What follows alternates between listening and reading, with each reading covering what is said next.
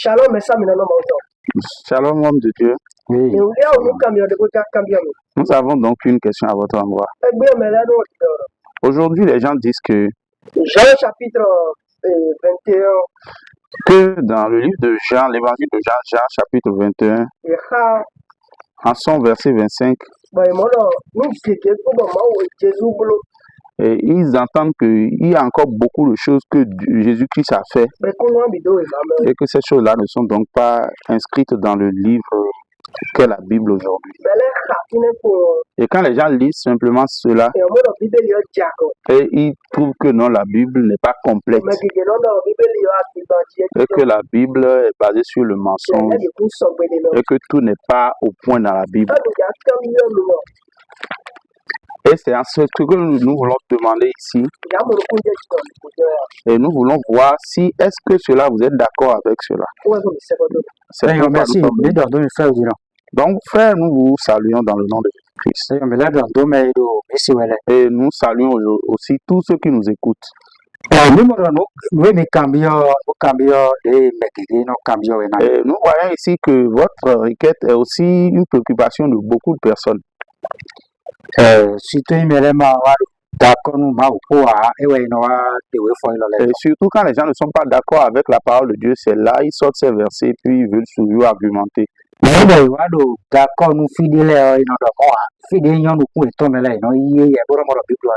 quand ils sont d'accord pour la partie qui leur plaît, ils ne disent pas ces choses, mais c'est lorsque c'est à l'opposé, ils trouvent à utiliser ces versets-là pour raisonner. Ok. Donc, le verset que vous avez donné, nous allons rapidement le lire. C'est ça? Donc, nous allons donc lire dans le livre de Jean, son chapitre 21, le verset 25. Il est écrit: il y a encore beaucoup d'autres choses que Jésus a faites. Et si elles étaient écrites en détail, je ne pense pas que le monde entier peut contenir les livres qu'on en écrirait. Merci beaucoup. Merci.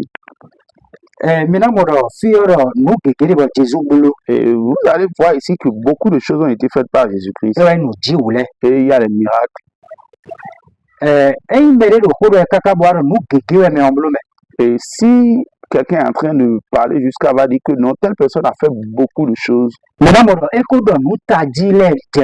vous allez voir par là que la personne a déjà dit les choses importantes, les choses clés. Les choses donc qui ne s'est pas souvenu.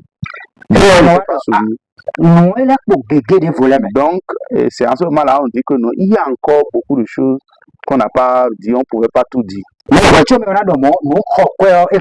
Mais avant que la personne ne dise cela, le plus important a déjà donc été dit. Et en ce moment-là, donc, nous allons voir ici que Jésus-Christ n'était pas encore allé à la croix. Il était encore bien vivant. Donc, ce ne sont pas les choses qu'il a faites de son vivant. Ce n'est pas en ces choses-là que se trouve le salut. Ce n'est pas en ces choses-là que se trouvait le salut. Ce qui a donné donc le salut, c'est la mort du Seigneur à la croix.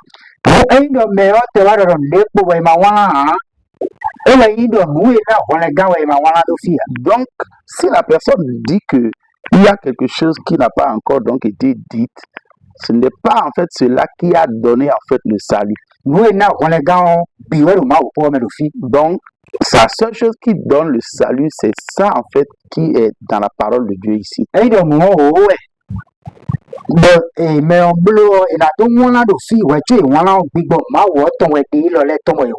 si c'est 10 choses qui ont été faites, donc, et que ce sont ces choses-là qui ont donné le salut, avant que la chose-là soit écrite, c'est que la parole de Dieu a inspiré quelqu'un afin que cela soit fait pour le salut de l'âme.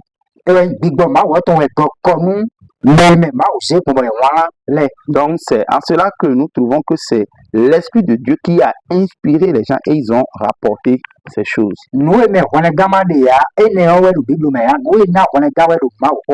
c'est pas ce qui n'apporte pas le salut qui est dans la Bible, mais par contre, c'est ce qui apporte le salut qui est ainsi écrit dans les Saintes Écritures, la Bible. Donc ces choses-là ont déjà été écrites avant que l'Esprit de Dieu ne soit donné.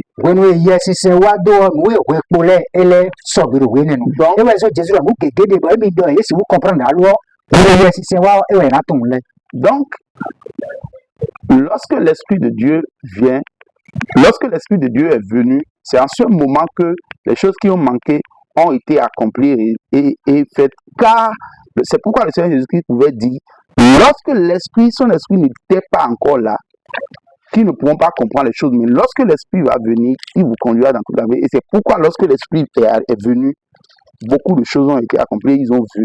Et nous pouvons voir ici que les choses qui ont apporté le salut, ces choses-là ont été encore démontrées lorsque l'Esprit de Dieu est venu au milieu, sur les hommes. Lorsque Jésus-Christ, avant que Jésus-Christ ne se révèle encore à l'apôtre Jean dans le livre d'Apocalypse,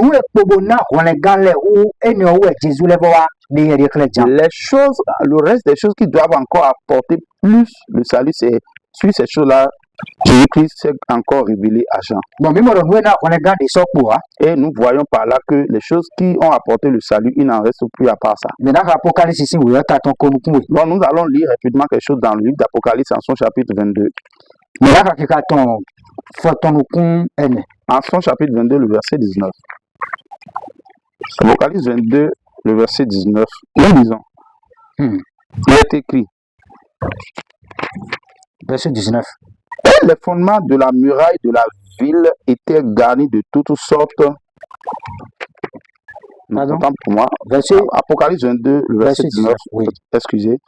Verset 19, il est écrit. Et si quelqu'un retranche des paroles du livre de cette prophétie, Dieu retranchera sa part du livre de vie et de la sainte cité et des choses qui sont écrites dans ce livre. Voilà, c'est le verset 19. Ok. Bien. Celui qui rend témoignage de ces choses dit, oui, certes, je viens bientôt. Amen. Amen. Oui, certainement, Seigneur Jésus vient.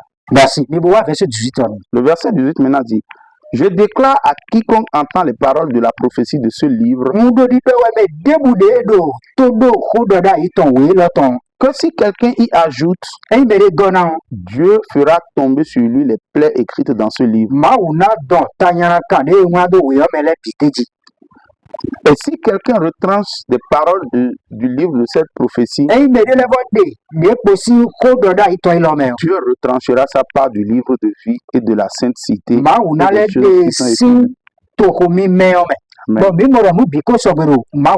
nous voyons ici donc que tout est déjà au point dans les Saintes Écritures. Et il n'y a plus rien qui soit, et c'est en cette chose-là qu'est le salut, et qui n'est pas dans la parole de Dieu. C'est seulement ceux qui ne veulent pas accueillir et accepter la parole de Dieu dans leur maison qui trouvent qu'il y a quelque chose qui manque et qui sont là à discuter sur ces opinions. Et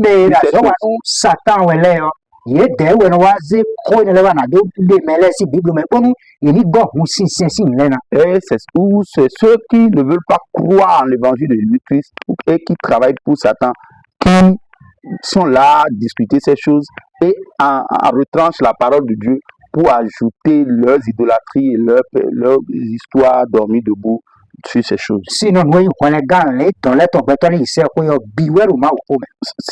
c'est tout ce qui concerne le salut des âmes de tout être humain qui est déjà écrit dans le livre qu'est la Bible. Pour finir, donc, il est dit ici qu'il y a encore beaucoup de choses que le Seigneur Jésus a accomplies et que ces choses-là ne sont pas écrites.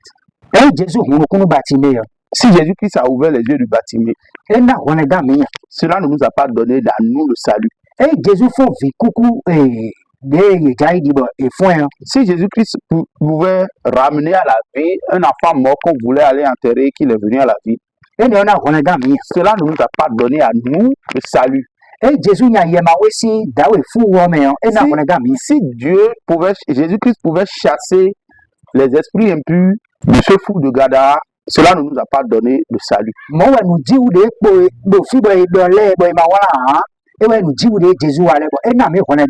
c'est en cela qu'il est expliqué ici qu'il est dit ici que les miracles et autres qui n'ont pas été accomplis par Jésus-Christ, qui ne sont pas écrits dans ce livre, ce ne sont pas donc ces choses-là qui nous ont apporté le salut. La seule chose qui est vraie, qui est importante, qui est éternelle, qui nous a apporté le salut, c'est la mort de Jésus-Christ à la croix et sa résurrection. C'est pourquoi aucun des disciples de Jésus-Christ ne nous ont n'ont prêché les miracles de Jésus-Christ, mais ont seulement prêché la mort et la résurrection du Christ. Ou bien comme certains faux pasteurs. Donc, c'est pourquoi comme certains faux pasteurs, quand ils veulent aller quelque part, ils vous disent non, venez voir les miracles. Non, il n'en est pas ainsi. Même si on parle de quelque chose, on parle des miracles, on parle de quelque chose, le seul point capital, crucial sur lequel on doit s'asseoir, c'est la mort et la résurrection du Christ. Et c'est en cela seulement qu'est le salut de nos âmes. C'est la réponse que je peux apporter à votre question. Que Dieu vous bénisse, homme de Dieu. Merci.